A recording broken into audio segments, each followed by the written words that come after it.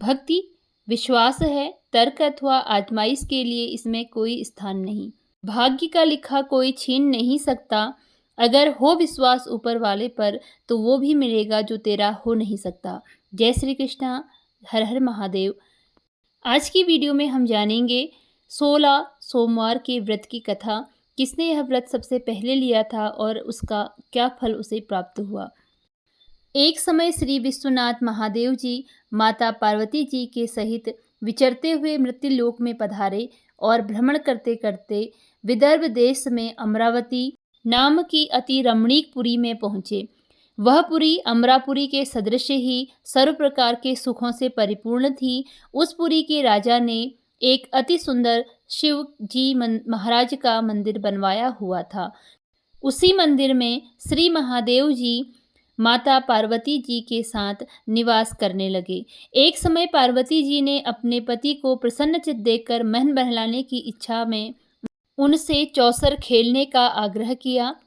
श्री महादेव जी ने अपनी प्राण प्यारी की मन की बात न टालते हुए चौरस खेलना प्रारंभ किया।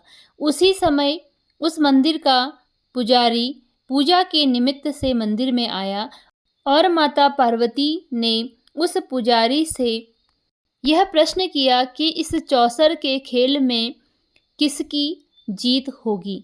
भाग्यवश ब्राह्मण बिना विचारे ही बोल उठा कि श्री महादेव जी की ही जीत होगी।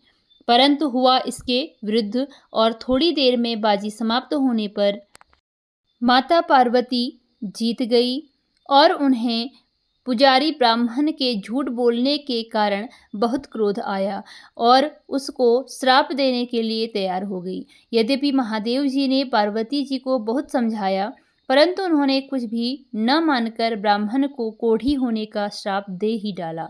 कुछ दिनों पश्चात पार्वती जी के श्रापवश कोढ़ी हो गया पंडित अनेक प्रकार से कष्टों को भोगने लगा। जब इस प्रकार उसको कष्ट भोगते हुए बहुत दिन हो गए तो एक दिन स्वर्ग की अप्सराएं श्री शिवजी के पूजा करने के लिए उस मंदिर में आई और पुजारी जी को सारे शरीर के कोढ़ से दुखी देखकर दया भाव से पूछा तो ब्राह्मण पुजारी ने सारी बात उन्हें बता दी। तब अप्सराएं यह सब कथा सुनकर कहने लगी कि हे ब्राह्मण, अब तुमको अधिक दुख नहीं उठाना पड़ेगा। भगवान शंकर की कृपा से तुम्हारे सब दुख दूर हो जाएंगे। तुम सब व्रतों में उत्तम व्रत 16 सोमवार व्रत को करो। तब वह पुजारी अप्सराओं से उस व्रत की विधि पूछने लगा। अप्सराएं कहने लगी कि सोमवार को स्नान आदि से निवृत्त होकर अच्छे वस्त्र धारण करें, फिर आधा किलो खूब अच्छी तरह शुद्ध भुने हुए गेहूं का आटा लेकर उसका प्रसाद बनाएं और उसके 3 भाग कर लें। फिर चंदन, अक्षत, धूप, नैवेद्य, पुंगी फल, बेलपत्र, यज्ञोपवीत आदि द्वारा प्रदोष काल में भगवान शंकर का पूजन भक्ति और श्रद्धा से युक्त होकर करें। अप्सराओं के बताए गए अनुसार ही पुजारी ने व्रत किया और कुछ समय बाद वह रोग मुक्त हो गया। कुछ दिनों बाद शंकर पार्वती जी पुनः उस मंदिर में आए तो पुजारी जी को रोग मुक्त देखकर पार्वती माता ने पूछा, मेरे दिए हुए श्राप से मुक्ति पाने का तुमने कौन सा उपाय किया। पुजारी जी ने कहा, हे माता, अप्सराओं द्वारा बताए गए 16 सोमवार के व्रत करने से मेरा यह कष्ट दूर हुआ है। माता पार्वती ने भी 16 सोमवार का यह व्रत किया जिससे उनसे रूठे हुए कार्तिकेय जी प्रसन्न हो गए और उनके पास वापस आ गए।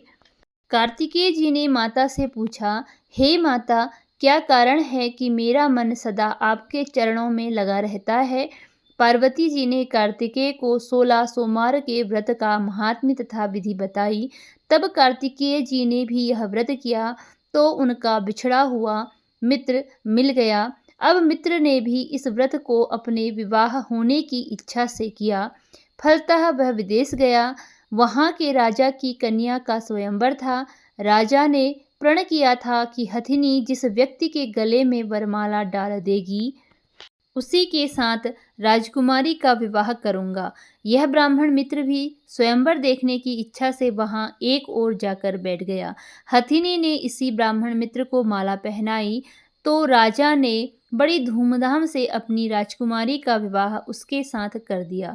तत्पश्चात दोनों सुखपूर्वक रहने लगे। एक दिन राजकन्या ने पूछा, हे नाथ, आपने कौन सा पुण्य किया जिससे हथिनी ने आपके गले में वरमाला पहनाई? ब्राह्मण पति ने कहा, मैंने कार्तिकेय जी द्वारा बताए अनुसार 16 सोमवार का व्रत पूर्ण विधि विधान तथा श्रद्धा के साथ किया, जिसके कारण मुझे तुम्हारी जैसी भाग्यशाली पत्नी मिली। अब तो राजकन्या ने भी सत्यपुत्र प्राप्ति के लिए व्रत किया और सर्वगुण संपन्न पुत्र प्राप्त किया। बड़े होकर पुत्र ने भी राज्य प्राप्ति की कामना से 16 सोमवार का व्रत किया। राजा के देवलोक होने पर इसी ब्राह्मण कुमार को राजगद्दी मिली। फिर भी वह इस व्रत को करता रहा। एक दिन उसने अपनी पत्नी से पूजा सामग्री शिवालय ले चलने को कहा, परंतु उसने पूजा सामग्री अपनी दासियों द्वारा भिजवा दी। जब राजा ने पूजन समाप्त किया तो आकाशवाणी हुई कि हे राजा, तुम इस पत्नी को त्याग दो, नहीं तो राजपाट से हाथ धोना पड़ेगा। प्रभु की आज्ञा मानकर उसने अपनी पत्नी को महल से निकाल दिया। तब वह अपने भाग्य को कोसती हुई एक बुढ़िया के पास गई और अपना दुखड़ा सुनाया। तब बुढ़िया को बताया, मैं पूजन सामग्री राजा के कहे अनुसार शिवालय में नहीं ले गई और राजा ने मुझे निकाल दिया। बुढ़िया ने कहा, तुझे मेरा काम करना पड़ेगा। उसने स्वीकार कर लिया। तब बुढ़िया ने उसे सूत की गठरी उसके सिर पर रखी और बाजार भेज दिया। रास्ते में आंधी आई तो सिर पर रखी गठरी उड़ गई। बुढ़िया ने डांटकर उसे भगा दिया। अब रानी बुढ़िया के यहाँ से चलते चलते एक आश्रम में पहुंची। गुसाई जी उसे देखते ही समझ गए कि वह उच्च घराने की अबला विपत्ति की मारी है। वे उसे धैर्य बधाते हुए कहने लगे कि बेटी, तू मेरे आश्रम में रह, किसी प्रकार की चिंता मत कर। रानी आश्रम में रहने लगी, परंतु जिस वस्तु को वह हाथ लगाती वह वस्तु खराब हो जाती।